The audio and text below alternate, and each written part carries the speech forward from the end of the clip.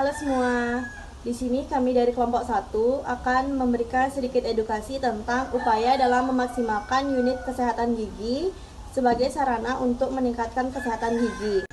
Di sini kami mewawancarai mahasiswi dari kedokteran gigi dan mahasiswi keperawatan.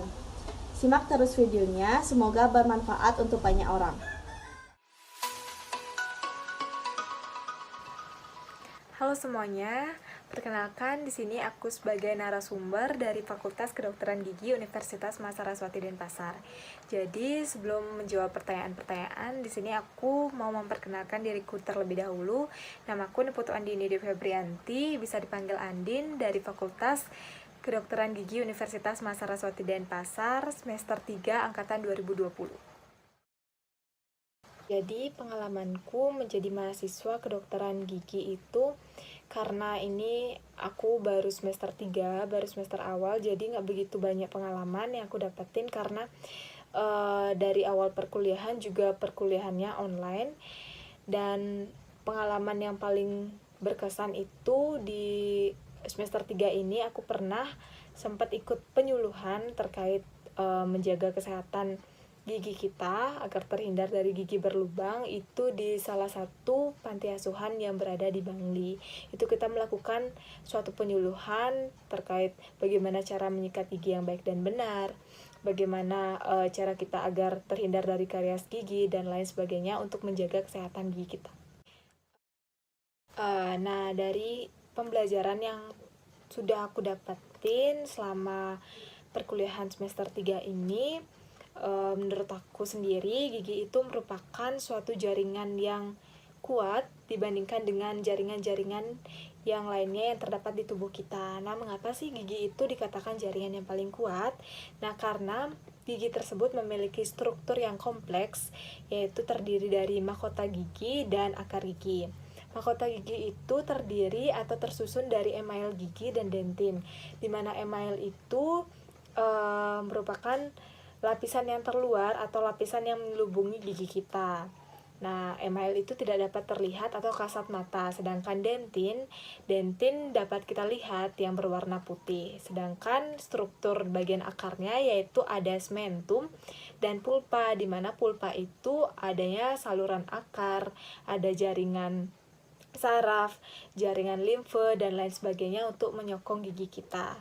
Nah, gigi kita itu ada di rahang atas dan rahang bawah. Dan untuk jumlahnya itu berbeda, yaitu untuk orang dewasa jumlah gigi ada 32 buah, sedangkan untuk anak-anak jumlah gigi itu 20 buah. Jadi, merawat gigi itu sangat penting ya untuk kesehatan kita karena jika gigi kita sakit akan berpengaruh buruk pada kesehatan kita yang lainnya juga. Jadi kita harus merawat gigi kita, bisa mengontrol ke dokter gigi selama 6 bulan sekali. Nah, pengontrolan tersebut harus rutin dilaksanakan agar terhindar dari penyakit-penyakit gigi yang menimbulkan keresahan bagi kesehatan diri kita.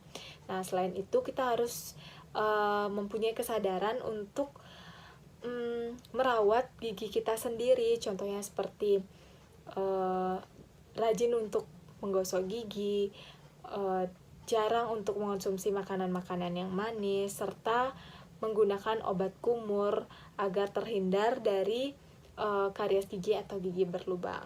Nah, jika kita kurang memiliki kesadaran tersebut, nanti sisa-sisa makanan tersebut akan menimbulkan suatu plak tersebut yang akan mengakibatkan adanya suatu karies gigi yang menumpuk di dalam gigi kita.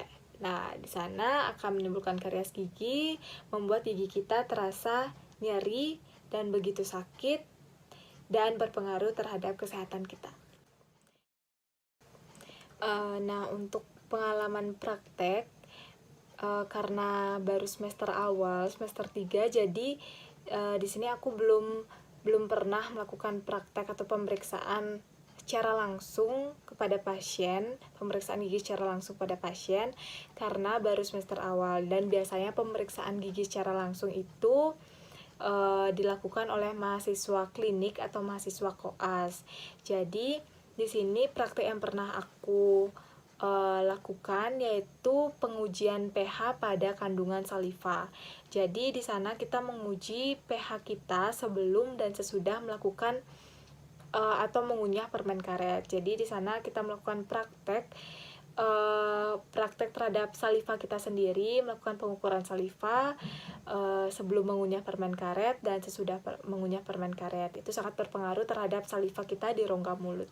Jadi itu salah satu praktek yang sudah kami lakukan di semester 3 ini.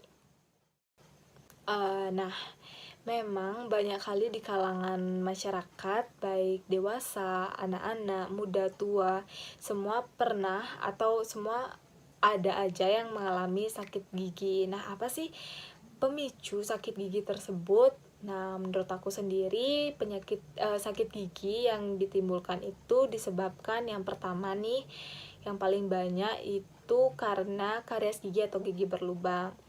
Nah, karies gigi atau gigi berlubang itu kan ditimbulkan karena adanya suatu bakteri atau plak yang menumpuk di gigi karena nggak dibersihin atau nggak atau jarang menggosok gigi, akan menimbulkan suatu karies gigi. Nah, jika karies gigi itu didiamkan, nggak dirawat, nggak dibawa ke dokter gigi, akan menimbulkan suatu nyeri pada gigi yang mengakibatkan nyeri yang sangat berlebihan, misalnya seperti rasa yang berdenyut-denyut di bagian gigi kita. Nah, hal itu harus dilakukan pengontrolan lebih lanjut ke dokter gigi agar kariesnya tidak berlanjut ke bagian gigi yang lainnya atau tidak tersebar ke bagian gigi yang lainnya. Habis itu yang kedua, penyebab pemicu terjadinya sakit gigi yaitu adanya penyakit gusi. Nah, contoh penyakit gusi itu ada gingivitis. Apa sih itu gingivitis? Nah, gingivitis itu merupakan suatu penumpukan plak bakteri yang tadi itu penumpukan plak di area gusi kita. Nah, yang tadi karies gigi kan penumpukan plak di bagian gigi kita, sedangkan gingivitis itu penumpukan plak atau sisa-sisa makanan di bagian gusi kita, akan menimbulkan suatu peradangan dan nyeri di bagian gusi kita. Nah, jika itu tidak diperiksa atau tidak ditindaklanjuti, maka bisa saja terjadi abses gigi atau abses gingiva. Nah, abses gingiva itu merupakan timbulnya suatu nanah di gusi kita. Nah, nanah tersebut terjadi karena tidak adanya tindak lanjutan dari penyakit gingiva atau gingivitis tersebut. Faktor selanjutnya sebagai pemicu kita mengalami sakit gigi yaitu karena gigi sensitif. Nah, gigi sensitif itu ditimbulkan karena gusi kita yang mengalami penurunan hingga akhirnya terekspos yang mengalami suatu pengikisan pada email gigi kita. Nah, faktor selanjutnya yaitu kekurangan kalsium. Nah, jika kita jarang untuk mengonsumsi makanan yang mengandung kalsium, itu bisa saja mengakibatkan gigi kita sakit. Nah, mengapa sih sakit? Karena kekurangan kalsium. Nah, jika tubuh kita kekurangan kalsium, maka tubuh kita akan mencari kalsium di bagian gigi atau bagian tulang kita. Jadi, gigi kita akan mengalami fase yang mudah rapuh karena kekurangan dari kalsium tersebut. Jadi terakhir nih, tips dan trik aku sebagai mahasiswa kedokteran gigi untuk masyarakat luas agar terhindar dari gigi berlubang atau cara untuk merawat gigi kita, yaitu yang paling penting yaitu jangan lupa untuk menggosok gigi atau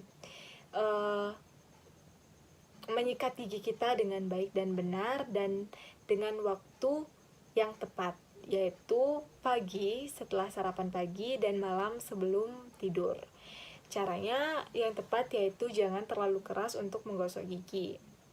Yang kedua yaitu kurangi makan makanan yang manis atau makanan yang lengket yang dapat merusak jaringan pada gigi, dan lebih sering untuk makan atau mengonsumsi makanan yang mengandung kalsium, vitamin, dan mineral.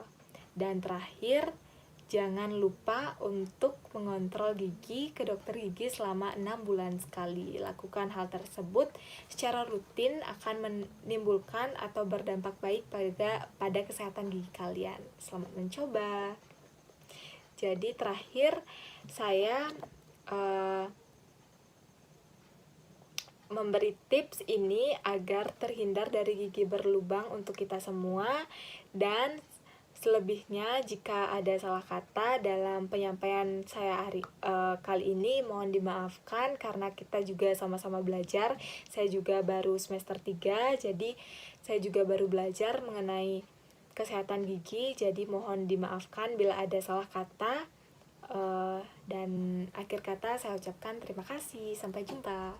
Nah, itu dia penjelasan dari mahasiswa kedokteran gigi. Selanjutnya akan dijelaskan oleh penjelasan dari mahasiswa keperawatan. Sebelum itu, mari kita simak video biodata dari mahasiswa tersebut. Halo, perkenalkan, nama saya Nilu Senjari Rahayu, bisa dipanggil Senja. Saya dari Stikes Bina Usaha Bali, semester 3, S1 Keperawatan. Nah, di sini saya mau cerita sedikit pengalaman saya menjadi mahasiswa keperawatan. Waktu saya praktek di salah satu rumah sakit di Bali, saya ditempatkan di poli gigi. Di situ saya dipertemukan dengan pasien yang bermasalah dengan giginya. Terus dia sering juga sehari-harinya merokok. Merawat gigi itu sangat penting karena kesehatan gigi dan mulut penting untuk selalu dijaga karena dapat mempengaruhi kesehatan tubuh secara keseluruhan.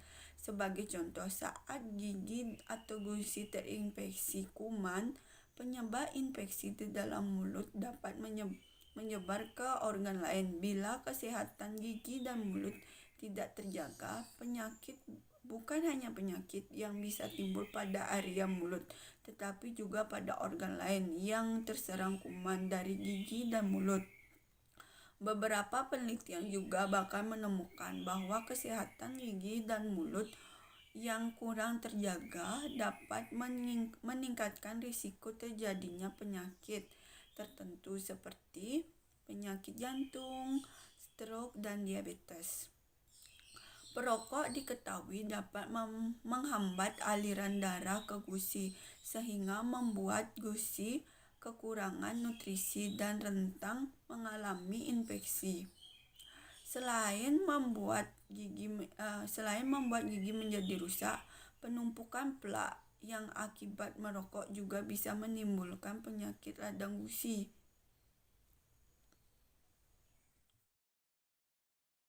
Nah, di sini saya akan membagi tips bagi perokok yang bermasalah mengenai giginya. Yang paling penting, berhenti merokok. Merokok juga dapat menimbulkan kanker paru-paru. Yang kedua, menyikat gigi 2 kali sehari secara teratur. Yang ketiga, menggunakan obat kumur. Yang keempat, memperbanyak konsumsi sayur dan buah. Yang kelima, memperbanyak minuman air putih dan hindari minuman yang beralkohol. Rutin ke dokter gigi setiap 6 bulan sekali. Itu saja yang bisa saya sampaikan mengenai permasalahan gigi untuk pasien yang merokok. Nah, dari kedua penjelasan tenaga kesehatan tadi dapat diketahui bahwa merawat gigi sangatlah penting, bahkan harus dimulai sejak dini. Perawatan gigi dimulai dari kebiasaan menyikat gigi secara rutin, menjaga pola makan, serta menghindari makanan manis. Di sini saya, perwakilan mahasiswa farmasi, ingin membagi sedikit ilmu mengenai obat-obat apa saja yang umum digunakan jika seseorang sakit gigi. Yang pertama ada obat Cataflam, di mana obat ini mengandung kalium diklofenak atau potasium diklofenak. Yang kedua ada Ponstan atau asam mefenamat. Baik asam mefenamat maupun kalium diklofenak sama-sama dikategorikan sebagai obat antiinflamasi non-steroid. Kedua obat ini merupakan sama-sama obat pereda nyeri, tetapi obat ini tidak bisa digunakan secara bersamaan karena tidak akan menambah manfaat, malah akan menambah efek samping nantinya. Bijaklah dalam memilih obat, periksakan dulu ke dokter, dan nantinya dokter akan menjelaskan penyebab sakit gigi serta akan memberikan obat yang tepat digunakan untuk sakit gigi. Terima kasih telah menonton video ini, semoga bermanfaat untuk banyak orang.